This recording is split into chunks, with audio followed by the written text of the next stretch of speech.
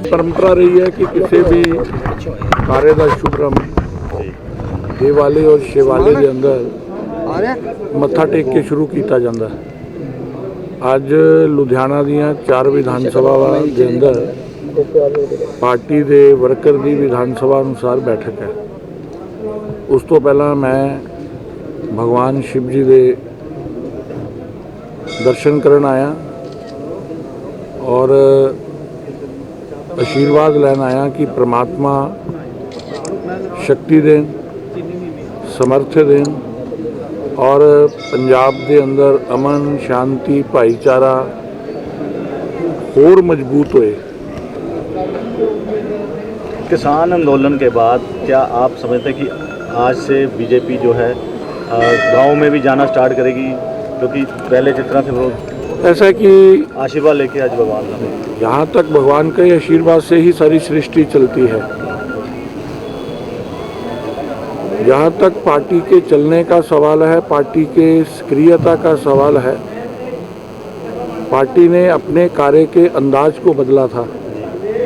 सक्रियता या गति पार्टी की रुकी हो ऐसा नहीं है, लेकिन एक स्वाभाविक है कि अगर अमन का, शांति का, भाईचारे का वातावरण हो तो आप अपने विषय को बड़ी संख्या में भी रख पाते हैं।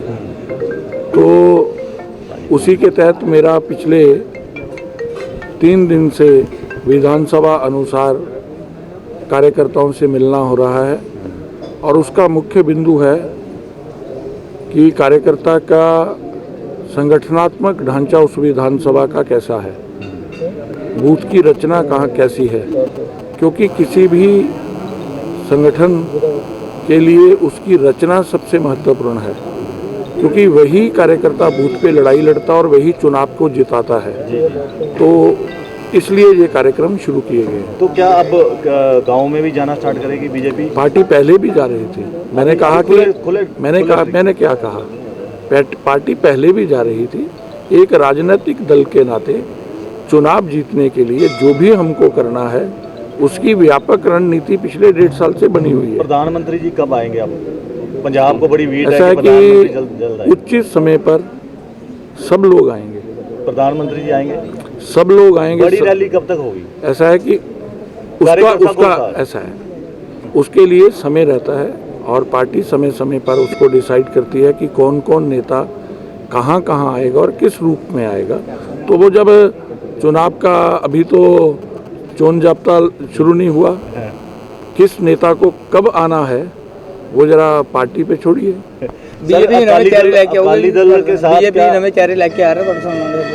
बीजेपी के पास इससे बड़ा अवसर नहीं हो सकता। पहले हम लोग कहने को गठबंधन था, लेकिन वो भी गठबंधन हमने पार्टी के लिए नहीं, पंजाब की उस समय के हालात को देखते हुए अमन रहे, शांति रहे, भाईचारा रहे और पंजाब समृद्धि की ओर आगे बढ़े, सामाजिक ढांचा जो है वो मजबूत हो, इसलिए घाटे का सौदा किया हुआ था। जो गठबंधन होता है वो बराबरी में रहता है। ये तो हो सकता है कि 40% और 60% की भागीदारी हो, ये नहीं हो सकता कि 83% और 17% की भागीदारी हो। तो आज पार्टी को एक अवसर मिला 117 सीटें लड़ने का, और 117 सीटें जब लड़ेंगे आप तो नए नए चेहरों का आना स्वाभाविक। क्या लगता है कि मेरा लक्ष्य 117 सीटें लड़ना और लड़वाना है। मेरा ध्यान, जिस प्रकार अर्जुन का ध्यान मछली की आंख पे था, मेरा ध्यान 117 सीटों पे मेरी पार्टी मजबूत हो और मेरा प्रत्याशी जीत के आए। उसके लिए जो भी करना है मैं उसी को ध्यान में रखकर किसी से समझौता होने की है उम्मीद। बीजेपी 117 सीटों पे चुनाव अकेले। कैप्टन अमरिंदर सिंह ने कहा था कि हम बीजेपी के साथ वोट शेयरिंग और क्यों बोल रहे इलेक्शन लड़ूंगा। क्या पंजाब में इस तरह का कुछ वातावरण? ऐसा है कि मेरे पास जो दायित्व है वो 117 सीटों पे पार्टी को सक्रिय करना, चुनाव के लिए तैयार करना और चुनाव लड़ाना है। कैप्टन अमरिंदर सिंह के साथ जिस तरह से बातचीत चल रही है, फायदा होगा बीजेपी?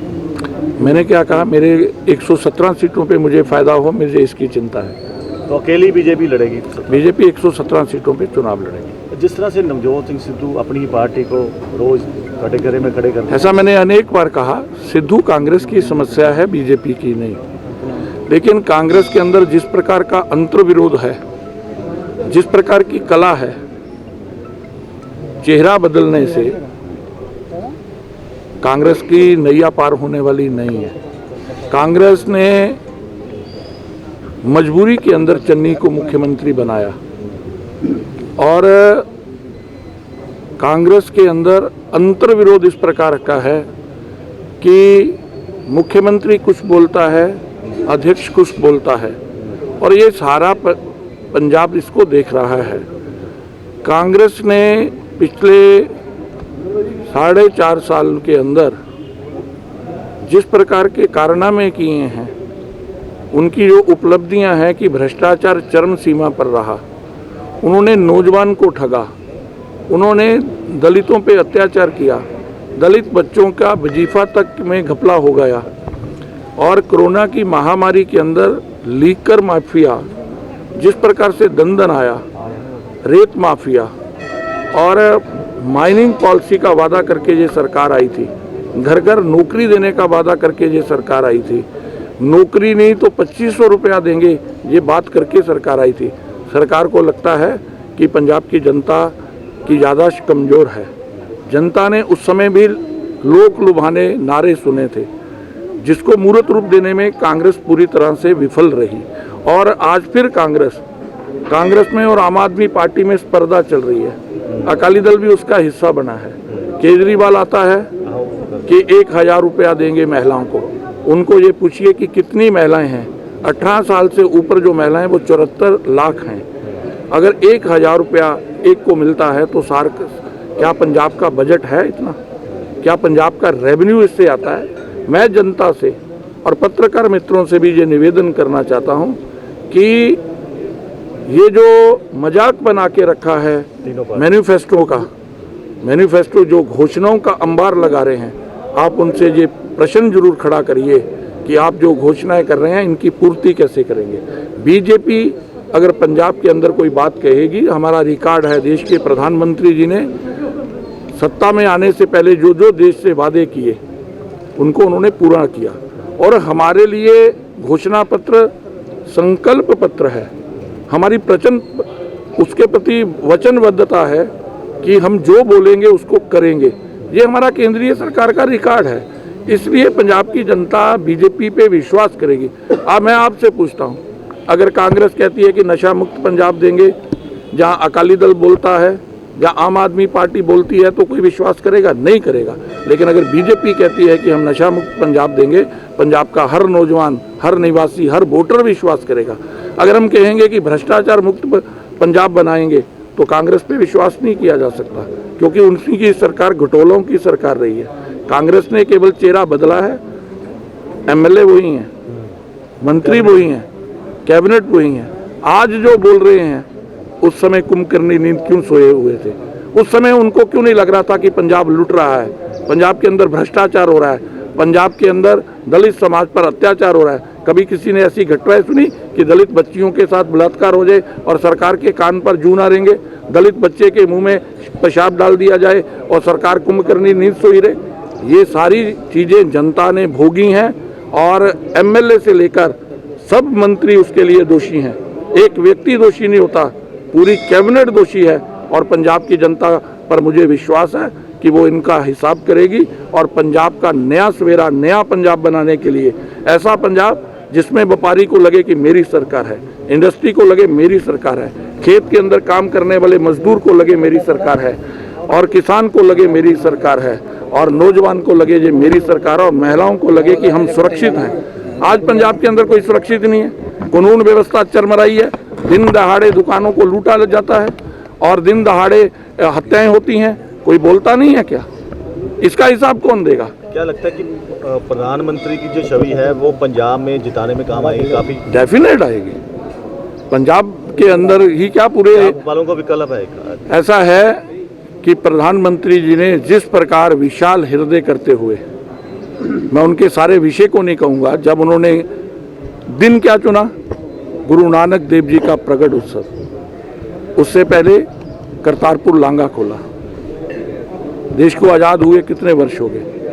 पहला प्रश्न खड़ा होता है कि अगर विभाजन के समय कांग्रेस का नेतृत्व पंजाब के प्रति, सिख पंथ के प्रति, सिख धर्म के प्रति उसकी आस्था होती तो श्री करतारपुर साहब पाकिस्तान में नहीं हिंदुस्तान का हिस्सा होता। उसके बाद भी अनेक सरकारें आई, लेकिन क्यों ध्यान नहीं गया कि ये करतारपुर कॉरिडोर हमारे नानक नामलेवा संगत के लिए श्रद्धा का केंद्र है। हम लोग अरदासें करते थे कि हमें बिछड़े हुए गुरुधामों के दर्शन के दीदार का अवसर प्राप्त हो। वो अवसर नरेंद्र भाई मोदी ने दिया।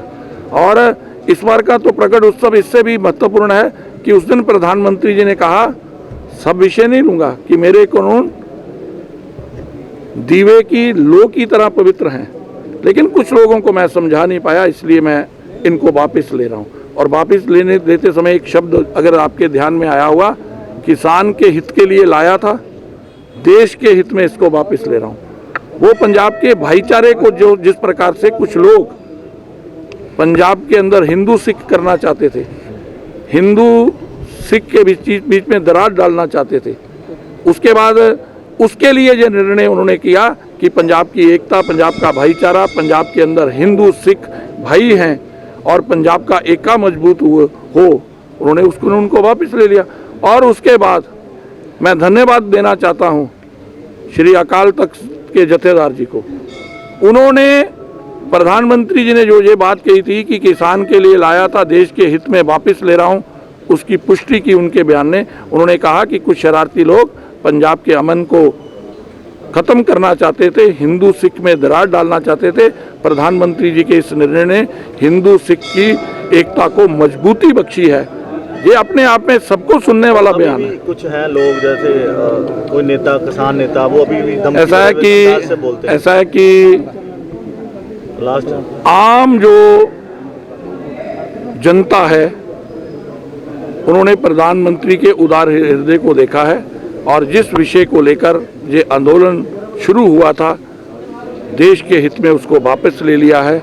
ये पूरी दुनिया जानती है, पंजाब जानता है और देश की जनता देश के प्रधानमंत्री के निर्णय के साथ खड़ी है।